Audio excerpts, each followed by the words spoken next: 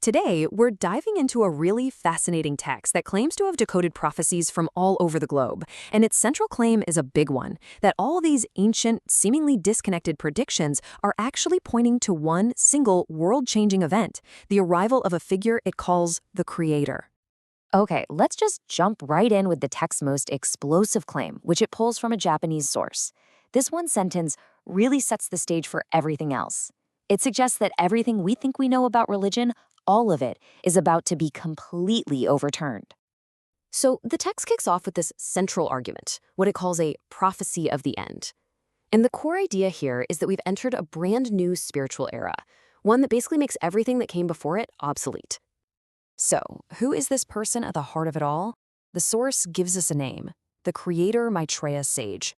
And according to this text, we're not talking about just another prophet. No, this is supposedly the ultimate source of spirituality itself, the master of all gods, who has now arrived in our world.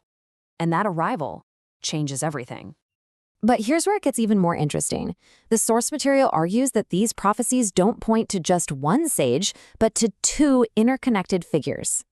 So the source draws a really clear line between these two.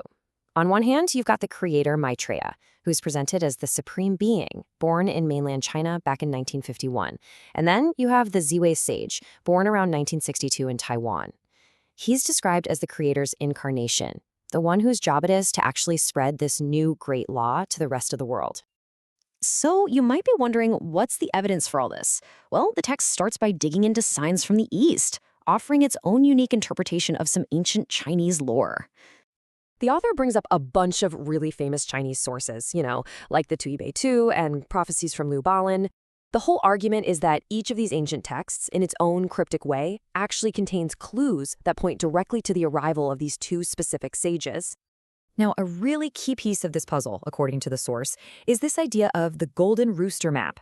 It argues that when China's borders changed, the whole shape of the country on a map shifted, and because of that, ancient prophecies that mention a sage being born in the rooster's eye can now be used to pinpoint the exact birthplace of the Creator Maitreya. And this quote is really presented as the grand finale of all these Eastern prophecies. The source uses this line from a 1933 text to argue that, look, a future where the entire world reveres Maitreya was clearly foretold. Okay, so that's the East. But it makes you wonder, right? If this is supposed to be a truly global event, shouldn't there be signs in other cultures too? Well, the text says absolutely. And the connections it makes are pretty surprising.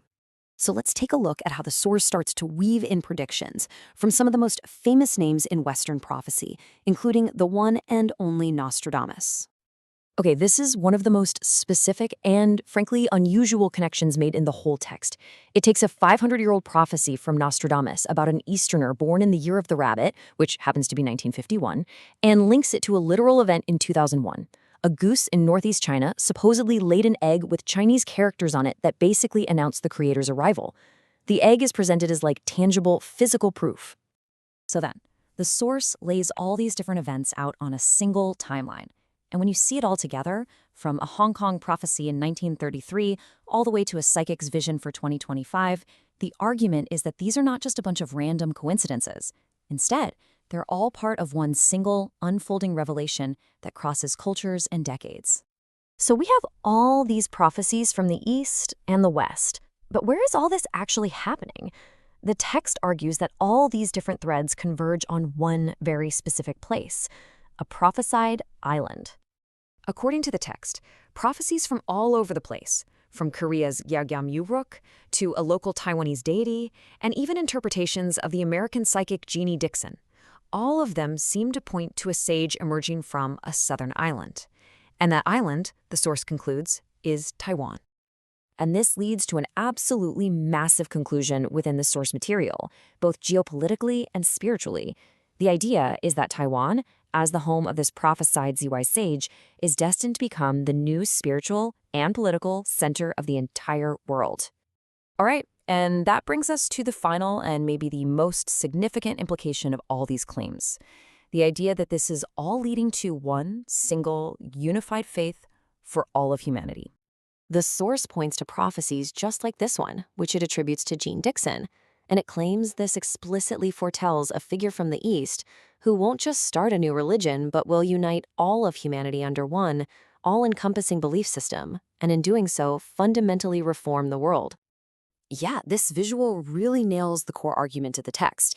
It's saying that these sources, the Eastern texts, the Western visions, the regional prophecies, they're not separate stories. They're all being presented as different parts of the exact same narrative, all pointing toward one incredible world-altering event. So, when you boil it all down, the source is painting this picture of a radically unified future. Its central argument is that the arrival of these two sages is meant to resolve centuries of religious conflict and kick off a brand new age for all of humanity, all under a single spiritual understanding. And all of this leaves us with a final thought to chew on. You know, this explainer isn't about deciding if these specific claims are true or false. It's really about exploring that powerful human impulse to find patterns and meaning in ancient texts, and to see how they can be reinterpreted to give us answers for our own incredibly complex and often confusing times.